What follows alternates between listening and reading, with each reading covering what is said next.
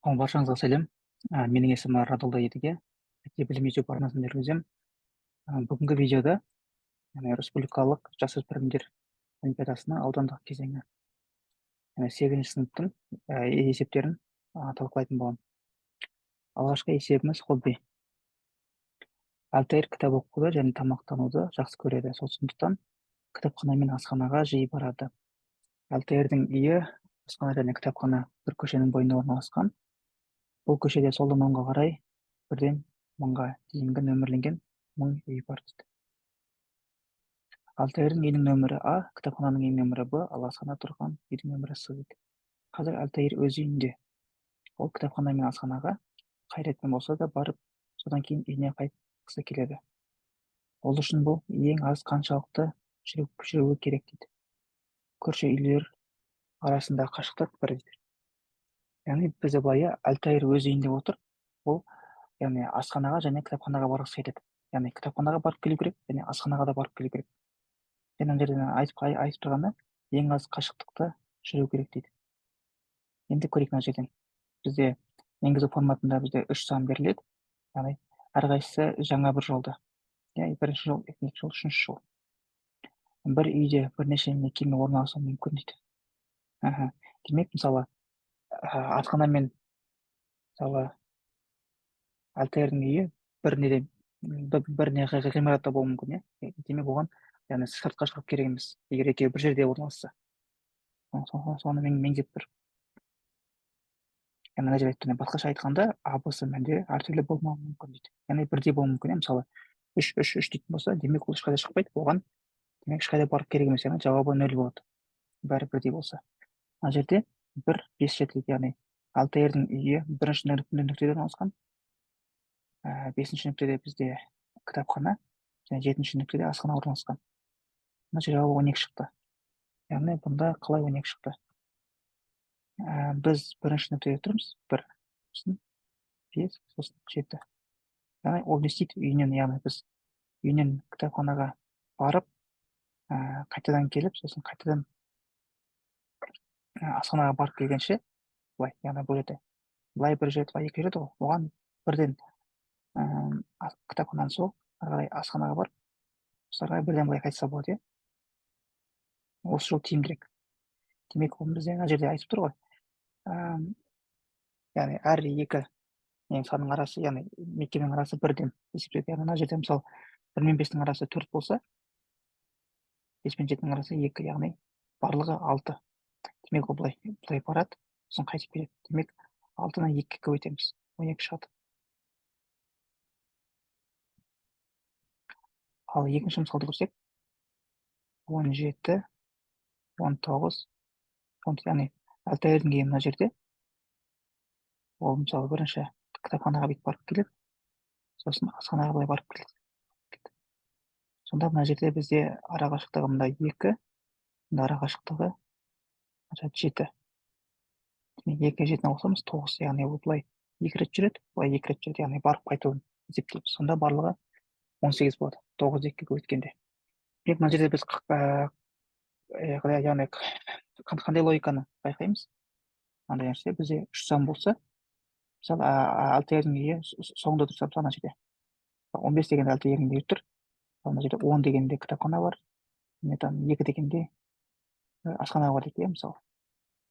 Яғни бізге ең бастысы мына жерде максимум минимумды білу керек біз, және оның арақашықтығын тауып аламыз, максимум, яғни ортасында ғой бізде маңызды, яғни оны біз былай соғып қана өтеміз, былай ортасындағы жерге.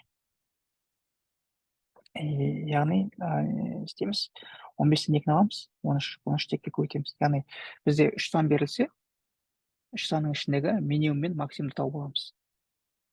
Соның арақашықтығын алып, 2-ге көбейте саламыз. Мысалы, мына есепте бізде минимум 1, максимум 7 ғой. Арақашықтығы 6. 6-ны 2-ге көбейтіп 12 шықты. Мына жерде минимум 10, максимум 19. Арақашықтығы 9, айырмасы. 9-ды 2-ге көбейтеміз, 18 шықты. Енді онда бұның кодын жазып көрейік. Яғни үшеуі бірінің астынан бір тұр. Біз оны былай жазамыз. Мен мына жерден бұл тест жазып қойын, 1, 5, 7 деп. 1, 5, 7. Аны көйтіп қояйын. Мына жерде tax input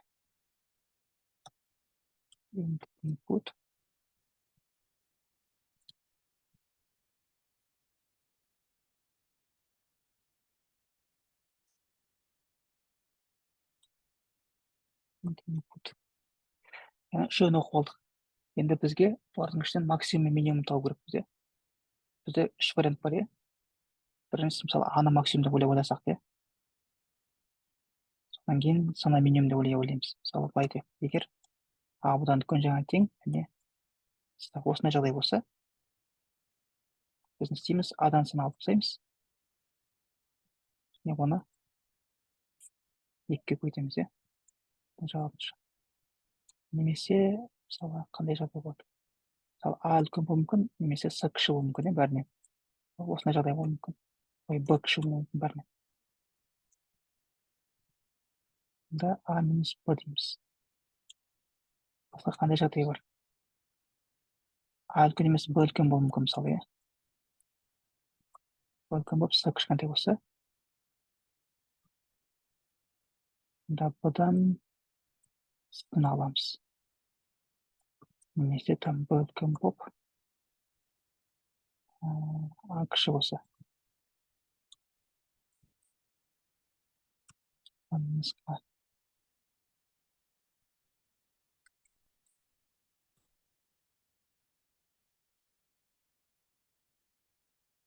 Басқа қандай жағдай бар?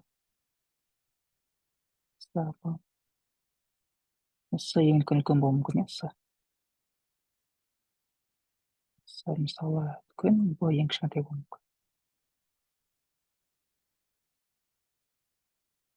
Немесе ең соңғы вариант, else жасайын. Ең соңғы вариант бізде мынандай болады. С бізде там үлкен, яғни барлығы осындай 6 вариант шығады. С-дан 6-ны алып тастайын.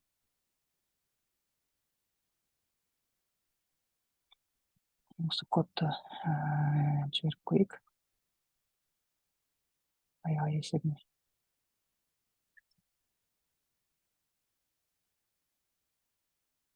Бізде 100 балл шығып тұр, бірақ былай болуы мүмкін, иә. Мысалы, мына жерде біз, яғни осылай жазуға болады, бірақ мына жерде бұның бір кемшілігі, кодымыз ұзақ болады, және мына жерде біз не істеп кетуіміз мүмкін. Адасып кетуіміз мүмкін, да, мұнда, мысалы. А мен Б-сыларды айыра алмай, қайсы үлкен, қайсы кішкене екен, да. Яғни мына жерде біз ешқандай массив тақырыбын білмейтін болсақ, массивті қолдануды, тек қана мынандай шартты оператор білетін болсақ, шартты қолдануды, яғни қайсы үлкен, қайсы кішкене екен, тек осылай шығара саламыз. Бірақ бұдан гөрі біз негізі массивке салып шығарған, оған қарағанда оңайлау болады. Яғни мына жерде мен оны жазып қойғам. Былай шығарсақ болады. Яғни біз бір массивке салып қоямыз үшеуін. Иә. Сосын жерде айтамыз, ішіндегі максимум деген функцияны білсек, мынаны қолдануды. Макс дейміз да, мына жерге минимум дейміз. Максимум минимумды аламын, соны екіге көбейтемін дейді. Осылай жазса болады, қысқаша. Яғни осылай жазып білу үшін сіз бірінші массивті білу керексіз, инпуттар қайтып жұмыс істейтінін білу керексіз, сосын макс min деген функцияны білу керексіз. Ең кемінде. Соларды білсеңіз, осылай оңай шығаруға болады.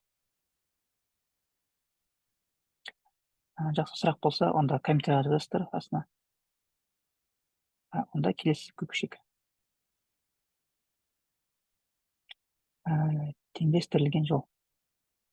Символында 0 және 1 деген символдардан тұратын ұзындығы n жол бар дейді. Ол осы жолға екі операция жасай алады. Жолдың соңына 0 символын қосылады. Кез келген 0 символын 1 символына ауыстырылады. Алайда 1-ді 0-ге ауыстыра алмайды. Ол аз операцияны қолданып, теңдестірілген жол алғысы келеді. Жол теңдестірілген деп аталады, егер бұда 0 мен 1-дің символдары бірдей мөлшерде кездеседі. Яғни бізде мынандай бір жол болады, ішінде 0 мен 1-ден тұрған символдар бар. Бізге орда, яғни аз операция қолдану арқылы ішіндегі 0-дер мен 1-лердің санын теңестіру керекпіз. Мына жерде айтып тұр, біз тек екі операция қолданамыз. Бірінші операция біз мысалы соңына 0 қоса аламыз, немесе ішіндегі бір 0-дерді бірге ауыстыра аламыз. енді көрейік, тестер көрейік. Мына жерде 3 деген ұзындығы, мына жерде жазылып тұр. Бірінші жолда бүтін сан, яғни жолдың ұзындығы беріледі. Екінші жолда s беріледі дейді. Біріншісі 3, яғни ұзындығы. Екіншісі 101 деген сан. Яғни 101 дегенде бізде не болып тұр? 2, 1, 1, 0 тұр, яғни бізге 1, 0 жетіспейді. Біздің мына жерде операцияны қарайтын болсақ, бізге 0-ді 1-ге ауыстырып, мына жерде бізде 0-ді 1-ге ауыстырып керек емес, өйткені 0 бізде онсыз да аз. Сондықтан біз соңына 0 деген символды қосамыз. Сол кезде біз тек бір операция қолданамыз, яғни соңына 0-ді қосу арқылы бізде 1, 0, 1, 0 болады. Сол кезде барлығы бірдей болады. Яғни 0-дер мен 1-дердің саны бірдей болады. Яғни біз кемінде бір операция қолданамыз. Екінші мысалда 4, 0, 1, 1 дейді, 0, 0, 0, 1. Мына жерде бізге тек мына 3 0-дің кез келген біреуін 1-ге ауыстырсақ болады, 1-ге біреуін. Сол кезде бізде біздің шартымыз орындалады. Яғни 2, 0, 2, 1 болады. Мына екіншіне қолданамыз. Енді мына жерге басқа тест-кесте ойластырып көрейік. Яғни код жазбас бұрын. Мысалы 5 деген сан болсын. Мысалы болсын 0, 0, 0, 1, 1, 0 дейді. Мына жерде бізде 5 сан тұр, яғни 5 деген бізде тақсан ғой. Демек біз тақсан болса, біз бәрібір оны жұп санға айналдыру керекпіз бірінші. Яғни соңына бір 0 қосу керекпіз.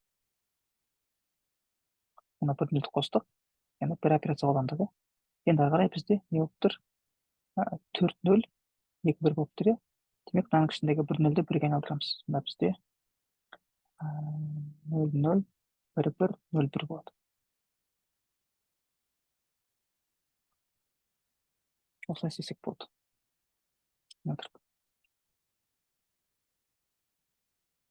Яғни 2 операция қолданамыз. Яғни мынаны ауыстыру үшін.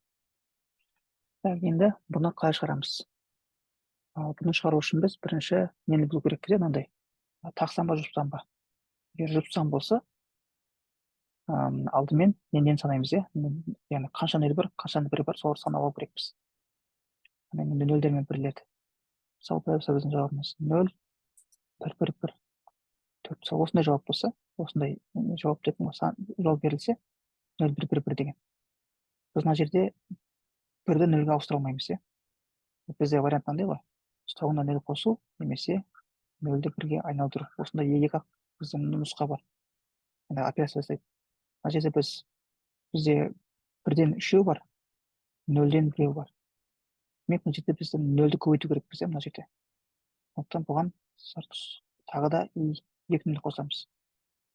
Сонда бізде барлығы 3, 0, 3, 1, 1 болады, 3, 1.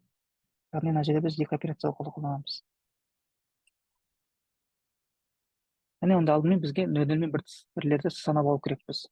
Санағаннан кейін барып, уже әрекетке көшеміз. Егер 0-дер бізде 1-ден көп болса, мысалы, былай болса, мына жағдайда болса, онда 0-дің саны азайтсақ болады, азайтсақ дегенде ішіндегі 0-дерді 1-ге ауыстырамыз. Саны жерде бізде былай екен. Саны мынандай бізде 4 және мынандай 4 0 болсын. Бұл жерде не істейміз? Мыналарды тек 1-ге ауыстырсаған тиімді ғой екен.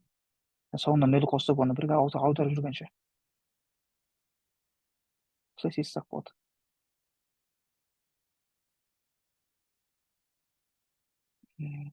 Егер мынандай болса, мысалы, бірсе 4 деген болса, бірақ бәрі 1-1-ге тең болсын. 1, 1, 1. Біз мына жерде 1-ді 0-ге ауыстыра алмаймыз. Демек, бұның соңына тағы бір 4 0 қосу керекпіз, 4 0. Барлығы 1 болса. Бізде шарт қандай болады? Егер бізде 0-дер бізден көп болса, онда 0-дерді 1-ге ауыстырамыз. 0-дерді 1-ге. Ішінде қанша 0 бар? Соларды 1-лерге ауыстырамыз. Қанша 0 бәрін ауыстырмаймыз. Мысалы, яғни 1-ге керекті 0-дерді ауыстырамыз. Ал егер 1 0-ден көп болса, 1-лер, онда біз соңына 0 қосамыз, яғни 1-ге теңестіру үшін. Осындай жағдай екен. Сонда кодын жазсақ 301 дейді.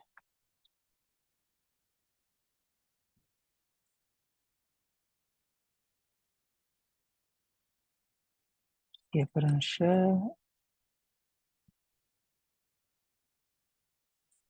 санды оқимыз, одан кейін жолды оқимыз. Мына жерде нөл мен бірлерді санау керекпіз. Оларды санаудың бірнеше жолы бар. Бірінші мынандай бір не алайық, массив ретінде есептейік. Мынада менде массив бар. Бұл нені білдіреді?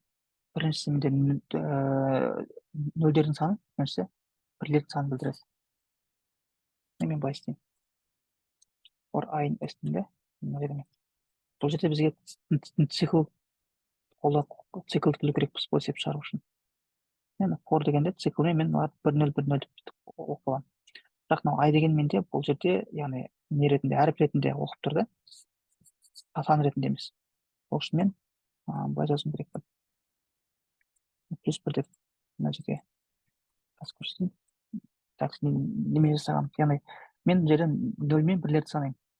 Егер 0-ге тең болса, мына 0-ге мынаған +1 деп қоямын. Егер 1-ге тең болса, онда мынаған +1 деп қоямын. Менде міне 1-2 дейді, яғни мына жерде 0-ден 1 бар, 1-ден 2 бар, иә. Біліп алдық, яғни ес арқылы индекстер бізде нені білдіреді? 0 мен 1-ді білдіреді. Әне бәрін оқып алдық, санап алдық, иә. Енді біз не істейміз? Мына жерде жаңағы бірінші шарт бар, біз нені қарау керекпіз? N бізде жұп па, тақ па? Мына жерге результат оқиыншы. Результат деген мен, яғни мен не қанша не қолданамын операция соны білу үшін. Егер менде N тақ болса, енді ұзындығы тақ болса, демек мен соңына тағы бір нөлді қосу керекпін, яғни барлығын жұп қылу үшін бірінші. Өйткені менде жаңағы барлық нөлдер мен бірлердің саны бірдей болу керек қой. Демек бұл деген менде оның ұзындығы 2-ге бөліну керек. Так, мына жерге егер мынау тақ болса, онда мен 0-ге тағы біреу қосамын. Мына жерге бір рет қосып қойдым, мына жерге мен қазір принт деп көрсетейін.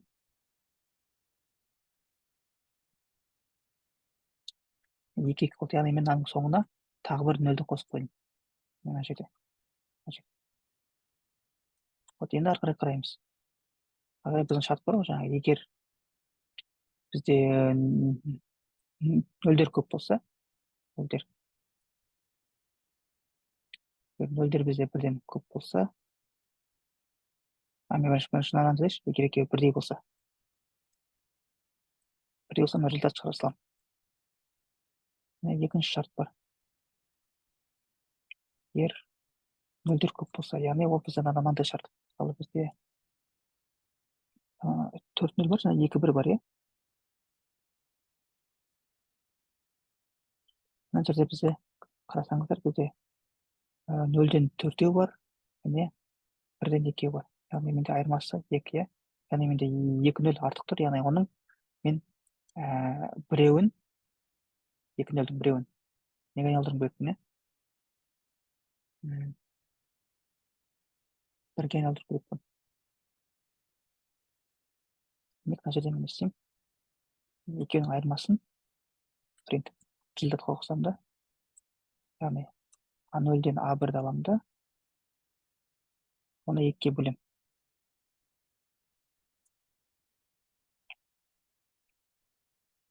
Не үшін 2-ге бөлем? Себебі қараңыздар, мен мына жерден жасқаймын. Мысалы бізде мына жерде 1 2 3 4 5 6 0 бар. Мына жерде мысалы 2 1 бар, иә. Басып көрсетейін. Мына жерде менде 2 1 тұр. Соған жұп бізде 2 0 мына жерде тұр. Иә, жұп тұр. Қалған мына жерде 4 тұр, 4. Осы 4-дің біз мына жартысын бір қылу керекпіз. Жартысын. Яғни түсінікті ма? Мысалы мына жерде бізде барлық нөлдер тұр, қалған тұр. Мынау бізде мынаны білдіреді, мына аралықты білдіреді. Аралықты білдіреді. Соның біз жартысын бірге айналдыру керекпіз. Мен осылай жаздым.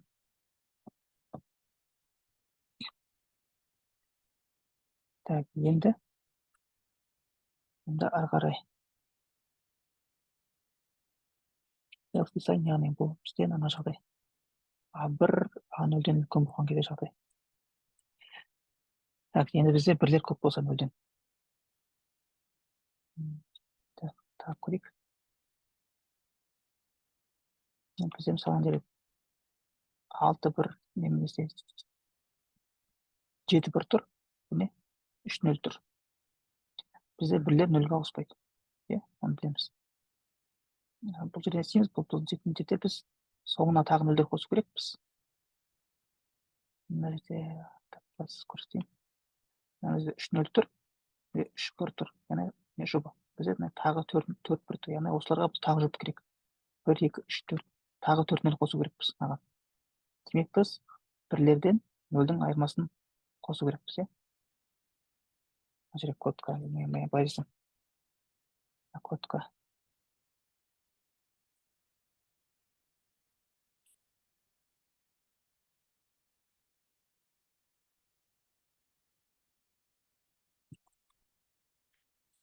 Результатқа А1-ден А0-ді алып тастайық. Маған керек емес. Бұл жерде бізге керек нәрсе логика білу керек. Логикадан бөлек мынандай нелерді, шартты операцияларды қолданып білу керекпіз. Так, мынада бір шықты, енді келесі вариант 4-0-0-1. 4-0-0-0-1. Бізде бір нөтеттерін потом қосайын. Енді осыны тексеріп көрейік. Статустан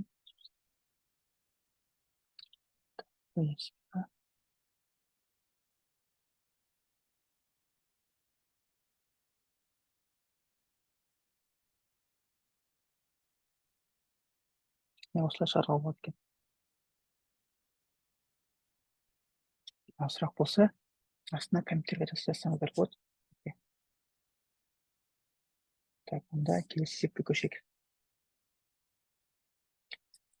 Бәліштер Таймас дүкенге бәліш сатып алуға келді. Өкінішке орай оның қолма-қол ақшасы ғана бар. Ал дүкен қайтарым жасамайды. Яғни сіздер қайтармайды екенсіз ғой. Оның қолында P1 теңге, P2 теңге және PN теңге номиналындағы N купюра, яғни бұда N ақша бар. Әрқайсысының көлемі P1, P2 деп кете береді. Дүкендегі бәліштер әртүрлі. Біріншісі С1 теңге, екіншісі С2 теңге, сол сияқты М-шісі См теңге тұратын бәліштер бар. Таймас бір бәлішті тек бір купюраға сатып ала алады, және ол мүмкіндігінше көп бәліш сатып алғысы келеді. Бәліштердің максимал санын сатып алудың әртүрлі жолдары болса, Таймас өзінде ең көп ақша қалатын жағдайды таңдайды. Өзінде ең көп ақша қалатын жағдайды таңдайды дейді. Таймас сатып ала алатын бәліштердің максимал санын және сатып алғаннан кейін өзінде қанша ақшаның максималды мөлшерін табыңыз. Енді бұл жерде мынандай есеп келген кезде бірінші біз есептің шартын толық түсініп алу керекпіз. Егер есепті дұрыс түсіне алмасақ, онда оның біз шешіміне, яғни жету қиын да. Себебі мысалы мына жерде андай сан берілсе, не үшін былай шықты, соны білу керек пе? Білу керекпіз да. Мысалы мына жерде 3-3 деген не нәрсе мына жерде жазылып тұр, енгізу форматында. 3-3 деген ол NM деген, яғни сәйкесінше купюраның саны. Біріншісі купюра деген саны, біріншісі ақшаларымыз. Екіншісі бәліштердің саны, бәліштер 3. Бәліштердің бағасы астында, купюра номиналы және бәліштердің бағасы алдыңғы екі жолда берілген. Енді екі санды шығарып өтті. Бәліштердің максимал саны және Таймасқа қалу мүмкін ақшаның максимал суммасы.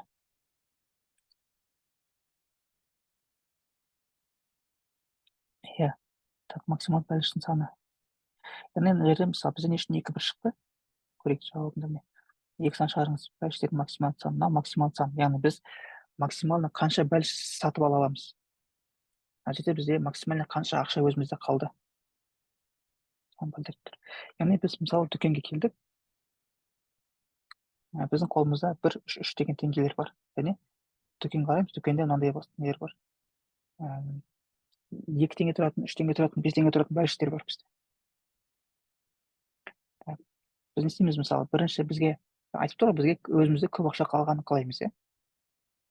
Сондықтан біз мысалы былай көрейік. Мысалы бізде басында бір теңгемізді көрейік. Міне бір теңгеге келетін бәліш бар ма? Бір теңгеге алатын бәліш жоқ ешқандай. Иә. Демек бір теңге өзімізде қалады. Үш теңгені көрейік. Үш теңгеге алатын бәліш бар ма? Бар, иә. Мысалы мынаны екіні, мынаны үшеуін біреуін ала аламыз. Мысалы мынаны сатып алайық. Ағай, мына үш теңгеге жететін бәліш бар ма? Иә, мынау бар, иә. Мынаны сатып аламыз. Яғни біз демек екі бәліш сатып алдық. Бізде бір теңге қалды қолымызда. Енді екінші мысалды көрейік. Бізде бес ақшамыз бар, төрт бәліш бар. Енді біз бірінші минимумды көрейік, бірді көрейік. Бір теңгеге біз бәліш ала аламыз ба? Яғни бізге не үшін мен минимумнан бастап отырмын? Өйткені бізге өзімізде максимальный ақша қалу керек қой. Бұл жерде айтып тұр, магазин дүкендегі адам бізге не қайтармайды, сдача қайтармайды. Мысалы мына айтқым келіп тұрған, мысалы мына жерде біз бәліш тұр, 2 теңгенің бәліші. Біз оны 5 теңгеге сатып алсақ болады, немесе 2 теңгеге сатып алсақ болады. Біз егер 5 теңгеге сатып алсақ, ол бізге сдача қайтармайды. Яғни 5 теңгені құртқан боламыз да. Одан да біз тек мына 2 теңгені құртып, өзімізде 5 теңге, яғни көбірек ақша қалдырғанымыз дұрыс. Сол үшін мен мына жерде минимумнан бастап отыр. Бірінші, бір теңгеге ешқандай бәліш тимейді бізде. Яғни бір теңге өзімізде қалды. 2 теңгеге бізде мына бәліш дейді, яғни мына бәліш сатып аламыз. Мына 2 теңге бізге кетті. Мына бір бәліш сатып алдық. Ары қарай 3 теңгені көреміз. 3 теңгеге ешқандай бәліш тимейді. Сосын былай істейміз, 5 теңгені көреміз. 5 теңгеге нардың біреуі тиеді. Яғни мысалы мына 4 теңгені бәліш алсақ болады. Бәрібір 5 алсақ та маңызды емес. Бізге бәрібір сдача қайтпайды ешқандай. Не? 5 теңгемізді құртамыз. Одан кейін 6 теңге бар. 6 теңгеге мына 4 пен 5-дің біреуін ала саламыз. 4 алсақ болады, 5 алсақ болады. Бәрі маңызды емес та. Бізде бәрібір сдача қайтармайды ол. Не? Мынау да кетіп қалды. Яғни біз демек 3 бәліш алдық, иә, 4, 2, 5 деген бәліш алдық. 3 бәліш, яғни бізде өзімізде 4 теңге қалды қалтамызда. Енді бұны шығару үшін біз жаңа айтқандай минимумнан бастаймыз дедік қой. Демек біз мыналарды сорттау керекпіз, иә. Минимумнан бастап сорттаймыз, сосын іздеп отырамыз. Мына бәлішке тиетін ақша, мына ақшаға тиетін бәліш бар ма дейміз да, іздейміз. Егер оған жететін, мысалы, ең арзан бәлішпен өзіміздің ең минимум ақшамызды қараймыз. Ең арзан бәлішті ала аламыз ба, алмаймыз ба? Ала алмасақ, онда өзіміздің келесі ақшамызды көреміз да, келесі үлкен ақшамызды. Солай кете береміз. Демек, бұл жерде біз қалай істесек болады? Біз бәліштер бойынша жүгіреміз, бәліштерді қараймыз. Минимумнан бастап, мына бәлішті ала аламын ба мен өзім минимальный ақшама? Келесі ақшама сөйтіп көре береміз. Сосын, немесе бірінші біз ақшамыздың бәрін қарап шығамыз, тексеріп. Бәлішке қарай. Яғни бізге ана жерде 2 цикл керек. Яғни неміз тексереміз, өзіміздің ақшаларымыз, соған қарай бәліш тексеріп шығамыз. Қазір мен кодын жазып көрсетейін бірінші. Сосын анық болар. Және одан бөлек бізге 2 айнымалы керек. Бірінші айнымалы біз бәліштерді сатып алған кезде оларды бір неге сақтап отыру керекпіз. Мен көрсетейін. Жазып. Ана тестті көшіріп алайық.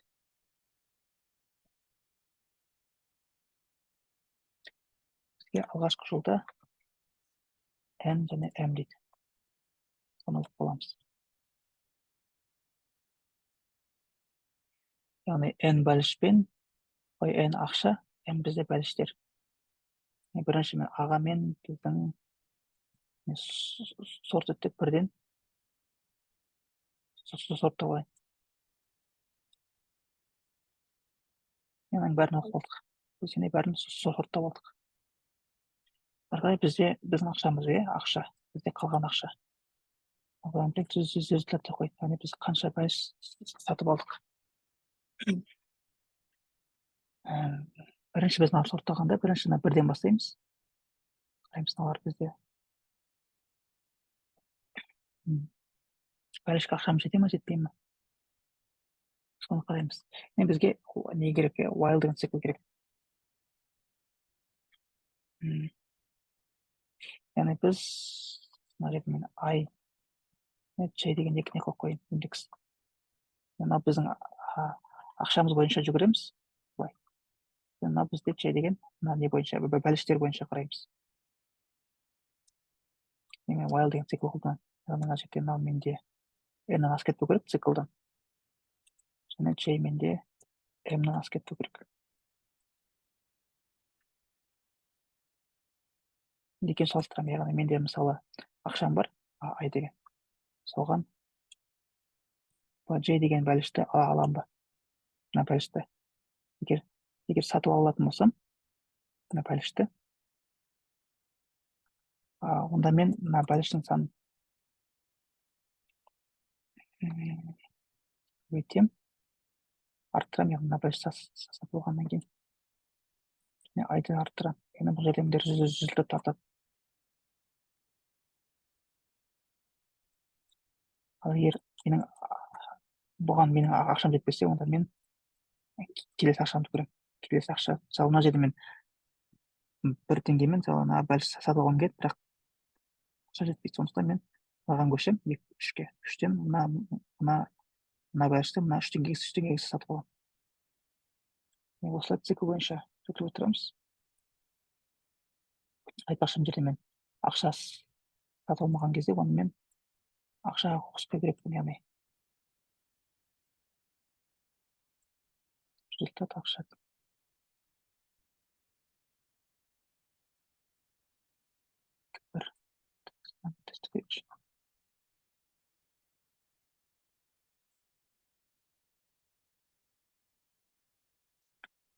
Яғни мен мына тестті қайтадан түсіндірейін. Мысалы, мына тест бар бізде. Біз не істедік? Бірінші екеуін сорттап алдық.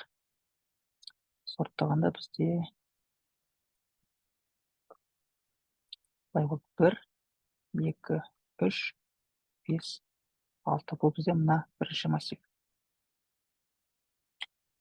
Екінші массивте менде 2, 4, 4, 5 болады. Ары қарай менде мынау i болса, мынау j болады. Мына жерде менде басында 2 0 болып тұр. Мына жерде мен салыстырамын, бірінші мына 1 мен 2-ні салыстырамын.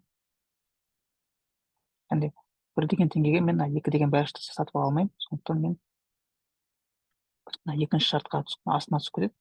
Мынаны мен өз ақшама қосып қоямын, 1-ді. Ал одан кейін келесі ақша мынаған көшемін. 2-ге мына 2-ні салыстырамын да, екеуін өзара. Яғни мына ақшаға мынаны сатып ала аламын. Демек, мына +1 результатқа +1 болады. Ары қарай менде i мен j екеуі де артқандықтан мына жерге келем, 3 пен 4-ті салыстырамын өзара. Яғни i менде бұл жерден үлкен емес, кіші. Сондықтан ол менде мына жаққа кетіп қалады. Демек, мен мына 3-ті өз ақшама қосып қоямын, қайтадан. Және келесіне көшемін, 5-ке көшемін. Мына 5 пен мына 4-ті салыстырамын өзара. Яғни 5 4-тен үлкен болып тұр, демек, екеуі өзара сатып аламын, мына бәлішті. Демек, мына результатқа +1 деп қоямын. Онда қайтадан. Енді келесі кезеңде уже мына 6 мен мына 4-ті салыстырамын. Мына 6-ға мына 4-ті сатып аламын. +1 деп сонымен менде мына цикл бітеді. Яғни екеуінің қайсы бітсе де маған маңызды емес та, мына жерге мен былай. Бәріне жалпылама қойдым. Мысалы, былай болуы мүмкін, бізде ақшамыз аз болуы мүмкін, мысалы 1-2-3 деген теңге болуы мүмкін. Ана жерде бізде бәліштердің саны мысалы 1, 1, 2, 3 деген сияқты 5-6 бәліш болуы мүмкін. Ол маңызды емес. Яғни ең бастысы 2 циклдың біреуі бітсе, болды. Менің мына жерде барлық операция тоқтайды. Соңында менде қанша бәліш сатып алдым және қанша ақша қалғанын екеуін санап отырдым, бұны шығарамын.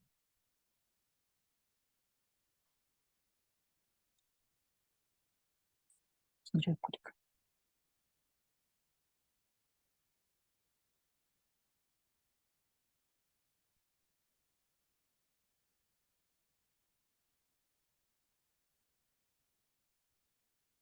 Так, шешім осындай болады екен.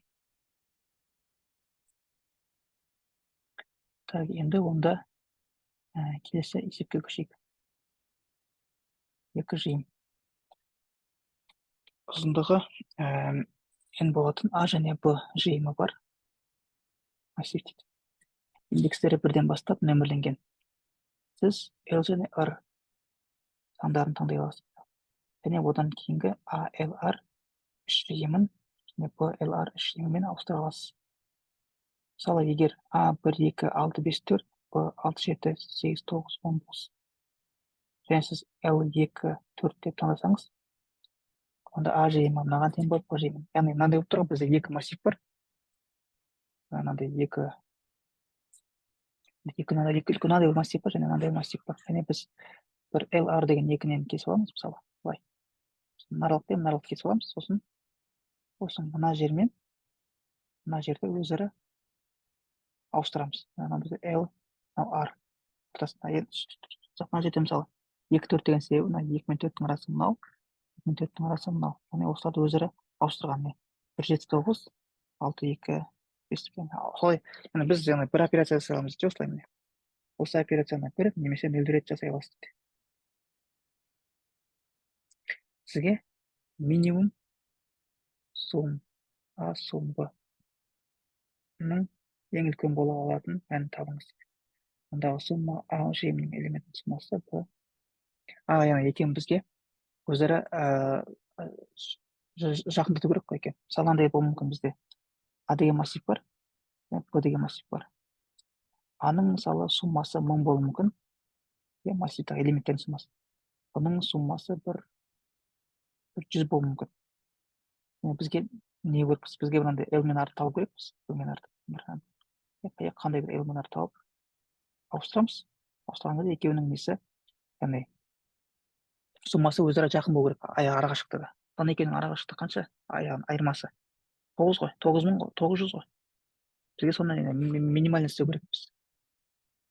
Минимальный дегенде, екеуін бір-біріне жақындату керекпіз да, суммасы. Сол үшін бізге L мен R табу керекпіз. Енді онда мысалдардан көрейік. Мына мысалда 25 дейді. Ішінде бөліп шыққан, мында айтыпты L мен R 1 мен 2. Яғни мынамен мынаны ауыстырған кезде, яғни екеуіндегі минимумы 25-ке тең болады. Мысалы, қазір көрейік екеуінің суммасы. Мынаның суммасы бізде қанша? 15-ке тең, иә? Мынаның суммасы 40-қа тең.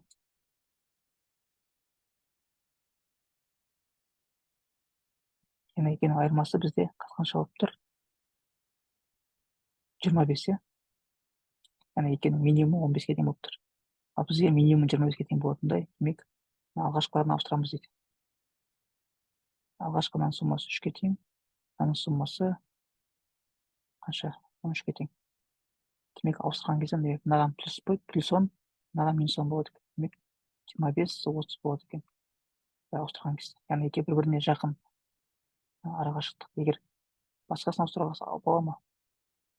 Мысалы, некенің суммасы 7, некенің суммасы 17, некені ауыстырсақ болады. Яғни,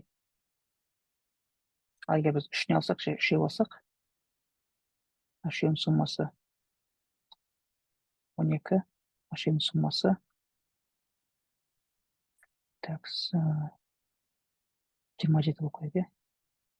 Яғни, айырмасы 15 болады екен. Демек, мынау үстініңкісі 30, астыңғысы 25 болады екен. Солай жасаса болады екен. Яғни, бұл жерде демек бірнеше вариант бар. Бізге ең бастысы ауыстырғаннан кейін екеуінің арасы жақын болу керек өзара. Яғни екеуінің минимумы бізде бір максимальный бір сан болу керек. Біз бұнаны былай істесек болады. Біз бұларды мысалы былай L мен R-дың бәрін қарап шығып, бүкілін ауыстырып өзара. Солай есептеп кодын жазып көрсек болады. Бірінші.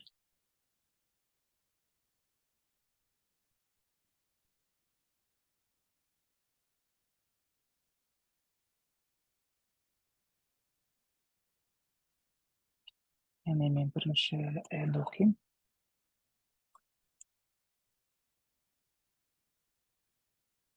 Яғни массив болады.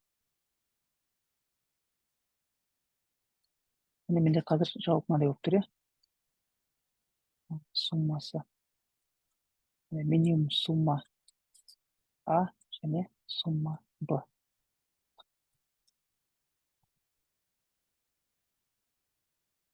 Пока менде жауап осы. Результат. Пока менде жауап 15 болып тұр, яғни маған мынаны көбейту керекпін. Яғни бұны мүмкіндігінше бұның мәнін арттыру керекпін. Енді бізде демек былай істейміз, LR.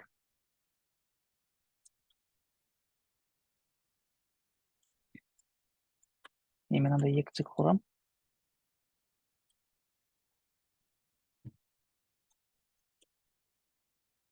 Бұл не нәрсе? Бұны мен поза көрейінші.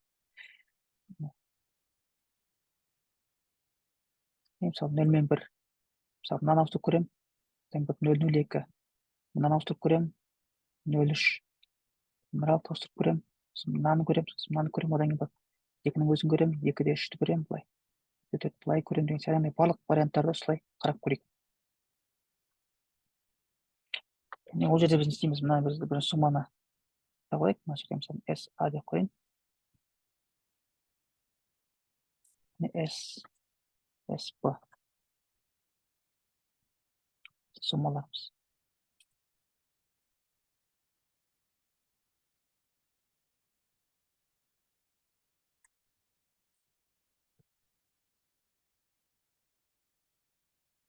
Енді мына жерде мына IG деп тұр ғой. Сол аралықта сумманы табайық. Мысалы range A деп жазайық. I мен J-дің арасындағы элементтердің суммасы. I-дан J-ға дейін сумма. RP дейін. Тура сондай бұның ішінде. I-дан J-ға дейін сумма. Наралықты біз өзара ауыстырамыз. Ауыстырған дегенде мен логикасын жазып түсіндірейін. Мынандай массив бар. Мынандай тағы массив. Мынау бізде А, мынау бізде Б. Мынаның суммасы өзара бізде SA болды, иә? Жаңа мына жерде белгілегеніміз. Астыңғысының суммасы SP болды. Біз ортасынан мынандай басқа түсмесе, былай кесіп алдық. Былай екіге кесіп алдық. LR деп. Бізге мына аралықтың суммасын тапты екен, ол жерде міне. Бұл бізде R болып тұр. Мына жерде тура сол сияқты. Аралықтың суммасы RP болып тұр. Мен екені өзара ауыстырып керекпін, RA-ны мына жаққа қоямын, RP-ны мына жаққа қоямын. Оны қалай істейміз өзара? Мысалы, менде SA деген общий сумма тұр. Общий суммадан RA-ны алып тастаймын. Мен оған RP-ны қосам. Өзі менде үстіңгі сумма шығады, новый үстіңгі сумма шығады, ауыстырған кезде. Мен алып тастадым, орнына мынаны қойдым. Астында тура сондай болады. SP-дан RP-ны алып тастаймын да, оған RA-ны қосам. Менде новый сумма шығады астында. Сонда мен екеуін өзара ауыстырған боламын да, бір-бірімен. Ауыстырған кездегі менің минимальный суммам қандай болады, соны есептеймін. Мына жерде мен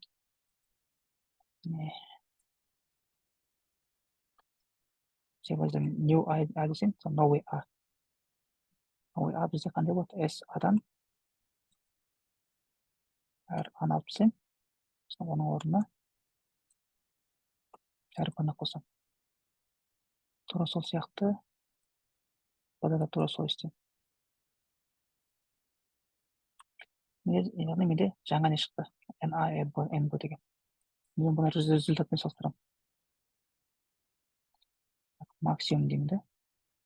Немесе минимум NA NB деп салыстырамын.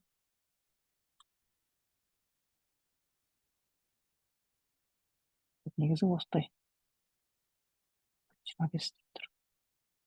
Біз мына жерде ешқандай оптимальный алгоритм қолданған жоқпыз, тек қана не айтты, соны жазып бердік. Не айтқысы келді, яғни бізге. Біз демек бүкіл вариантты қарасаңыз, былай ауыстырамыз өзара бір-бірімен, ауыстырып көреміз, яғни общий сумма қандай болады. осы кодты жазып көрейік. Бұл бізде оптимальный емес ешқандай. Так, қанша бал алатынын көрейік.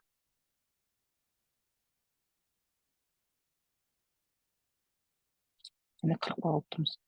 40 бал дегенде мына бірінші төрттесіне өткенде ары қарай бізде уақытпен өтпей қалды. Енді қалай біз бұны енді қалай не істесек болады? Тиімдірек қылып істесек болады. Жерде қарап отырсаңыздар, мына жерде бізде бір цикл тұр, екінші цикл тұр, мына жерде үшінші цикл бар, сумма деген. Яғни бізде n көп болып кетті. Үшінші циклдан мынаны біз мынаны оптимальный қылып жаза аламыз. Одан да тиімді жолын қолдансақ болады. Яғни сіз префикс сумма деген тақырып бар.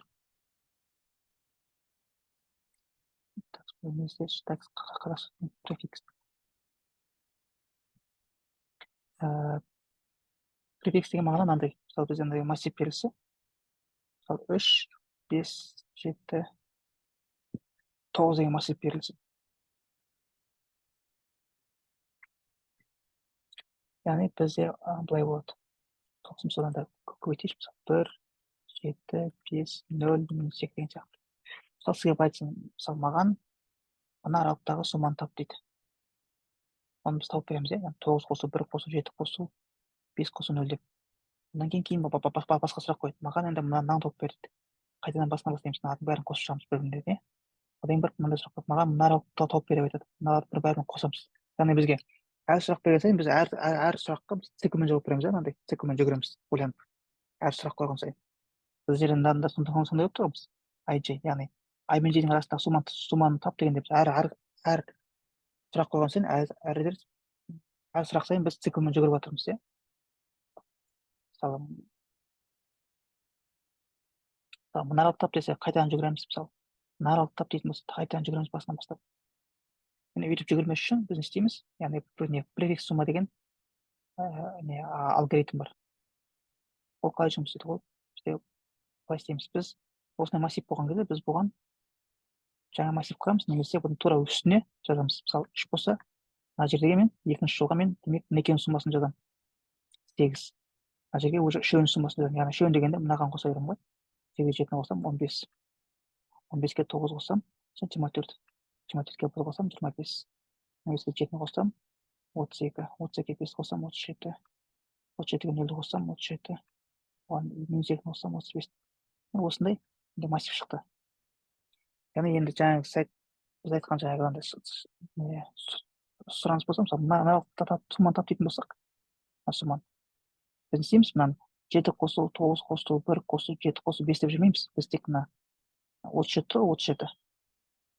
Басқа түспен қойын. Мына жерде 37 тұр, соңында. Міне мына 15 тұр, демек 15-ке дейін 8 алып тастаймын. Яғни 37-тен 8 алып тастағанмен. Сонда қанша болды менде? 29 болды. 29. Мысалы, егер біз біртіндеп қоятын болсақ, 7-ге 9 қосамыз. 16, 16-ға 1 қосам 17. 7-ге 7 қосам 24, 24-ге 5 қосам 29. Яғни мен мында 5 операция қолдандым, мына жерде мен тек бір операция қолдандым. Енді біз ойлаңыз, мына жерде сіздің массивіңіздің ұзындығы, мысалы, мынандай бір миллион болсын. Если мына жерде мысалы 500 элементті қос дейді, сіз 500-дің бәрін қосып отқанша, мынандай префикс сумма деген есепте болғаннан кейін сіз мынадан мынаны алып тастайсыз. Яғни 500 операцияның орнына сіз бір операциямен тауып аласыз. Бұл жақ мына жерде менде әр цикл қолданғанша мен бір циклмен, бір операциямен циклдың орнына қолданып, яғни менің кодымды оған қарағанда тиімдірек қылып жасай аламын.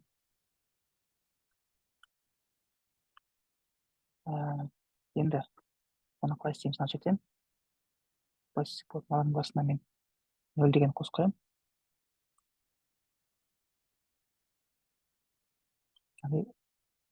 Префикс сумма. Суммаларын тауып алдым. Ағай мен уже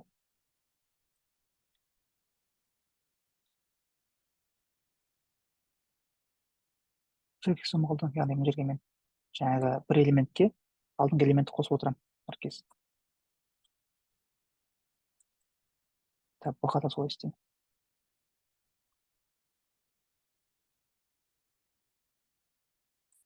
Мен бірінші бір принцип жасасайын, не болғанын көру үшін. Мына жерде мысалы мен басында не нөлде тұрады, 0, 2, 2, 4 қосамыз 6, 6-ға 10 қосамыз 16. Мына менде уже жаңағы екінші массив болды ғой менде. Суммаларын қосып отқан. Соны шығардық. Мына жерге біз уже мынаны былай істемейміз. Тек былай істемейік. Шайдан айдың алдындағы нені алып тастаймын деймін.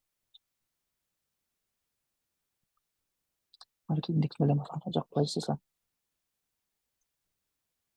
J плюс 1 ай деп саламын. Мына жерге де тура солай жасалам. J плюс 1 ай күні жасасақ болды. Мынаны алып тастаймын. 13 шығып тұр, 13. Бірінші нені тексеріп көрейік.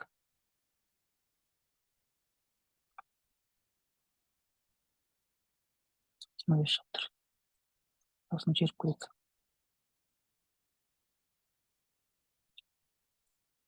Бұл жерде біз қараңыз, бір циклдан, яғни 3 цикл емес, бізде уже қазір 2 цикл болып қалды.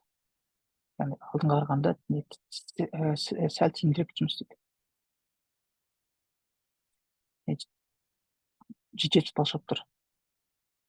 Енді бізде 8, 9, 10-нан өтпей қалды уақыттан. Енді бұны біз жаңағы мына тақырып негізі қатты қиын емес, сіздерге жаймен түсіндіріп өттім да, қайтып жұмыс істейтін префикс сумма деген. Яғни енді одан қарай біз бұны тиімді істейтін болсақ, бұдан да күрделі тақырыптарды түсіну керек болады. Ол тақырыптарды қазір мына жерде түсіндіру қиын, өйткені көп уақыт керек болады. Сол үшін мен олардың кодтарын көрсетейін. Мысалы 90 бал алу үшін біз бұдан да тиімдірек қылып, яғни жаңағы префикс сумма қолданамыз. Одан бөлек арасынан андай логикалар қолданамыз. Мен жерде кодын көрсетейін. Мысалы мына код 90 бал алған. Питонда жазылған.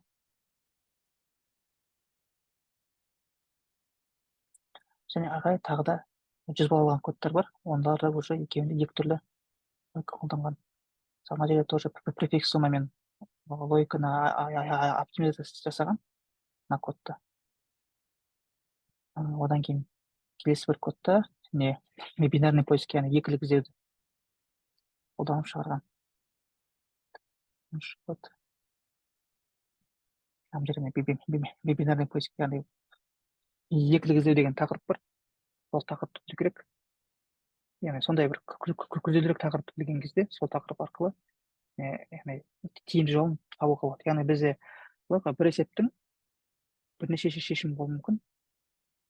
Бірақ олар яғни бізге берілген мәндерге қарай оның қайсы тиімді, тиімсіз, соны қарау керек. Әрқайсысы әртүрлі балл береді.